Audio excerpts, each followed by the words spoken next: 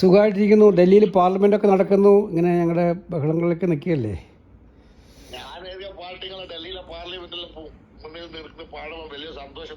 തീർച്ചയായിട്ടും നമ്മുടെ നാട്ടിൽ എല്ലാ കാലത്തും നമുക്കെല്ലാവർക്കും അറിയാമല്ലോ, അത് കുഞ്ഞൻ നമ്പ്യാരുടെ കാലഘട്ടം മുതൽ തന്നെ ഭരിക്കുന്നവരായാലും തലപ്പത്തിരിക്കുന്നവരായാലും അവരുടെ ചെയ്തികൾക്കെതിരായിട്ട് ആക്ഷേപഹാസ്യമായിട്ട് പാട്ടുകൾ ഉണ്ടാവാറുണ്ട്, ഓട്ടംതുള്ളൽ ഉണ്ടാവാറുണ്ട്, സാഹിത്യരചനകൾ ഉണ്ടാകാറുണ്ട്, നാടകങ്ങൾ ഉണ്ടാകാറുണ്ട്.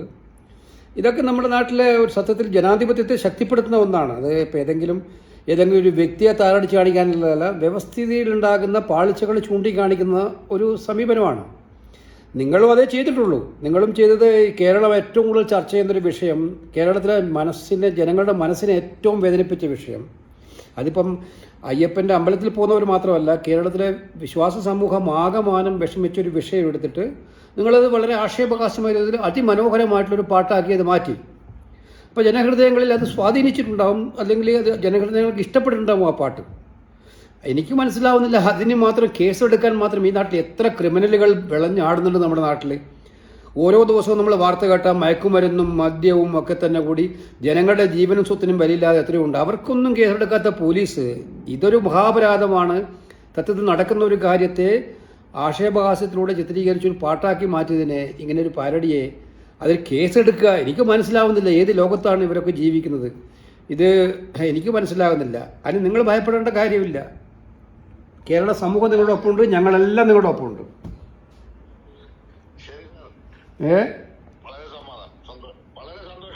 അല്ല, ഇപ്പൊ സുഖമായിട്ടിരിക്കുന്നു. വിഷമമൊന്നുമില്ലല്ലോ.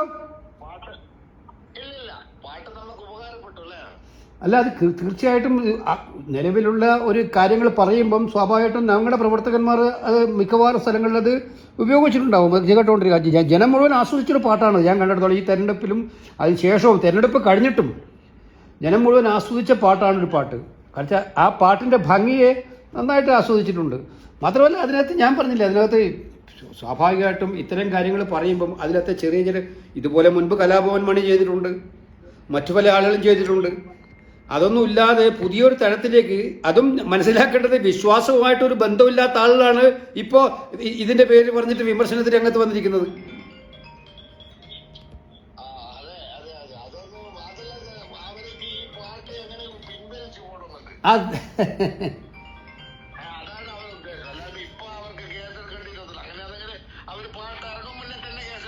അല്ലേ, അതായിരുന്നു മനസ്സിലാവേണ്ടത്.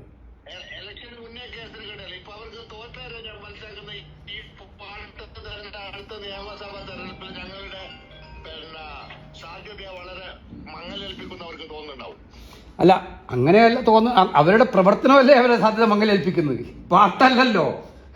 അവരുടെ പ്രവർത്തനങ്ങളിൽ ഇത്തരം ഇപ്പം മുൻപ് കാലഘട്ടത്തിൽ കരുണാകരൻ മുഖ്യമന്ത്രി ആയിരുന്നപ്പോഴായാലും ഉമ്മൻചാണ്ടി മുഖ്യമന്ത്രി ആയിരുന്നപ്പോഴും എന്തുമാത്രം ആക്ഷേപങ്ങളൊക്കെ അവർ സഹിച്ചിട്ടുണ്ട്.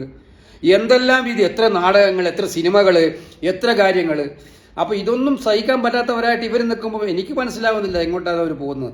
എന്തായാലും താങ്കളെ കേരള സമൂഹം ഇപ്പോൾ വളരെ വളരെ സ്നേഹത്തോടെയാണ് കാണുന്നത്. താങ്കൾ ഇതിനകത്ത് ഈ കേസ് പോലും നിങ്ങളുടെ ടീമിൻ്റെ പ്രവർത്തനത്തെ കുറച്ചുകൂടെ ശക്തമാക്കിയിട്ട് മാറ്റിയിട്ടേ ഉള്ളൂ. അതുകൊണ്ട് ഞങ്ങളുടെ എല്ലാവിധ പിന്തുണയും ഉണ്ടാവും. ധൈര്യമായിട്ടിരിക്കുക. Okay, thank U.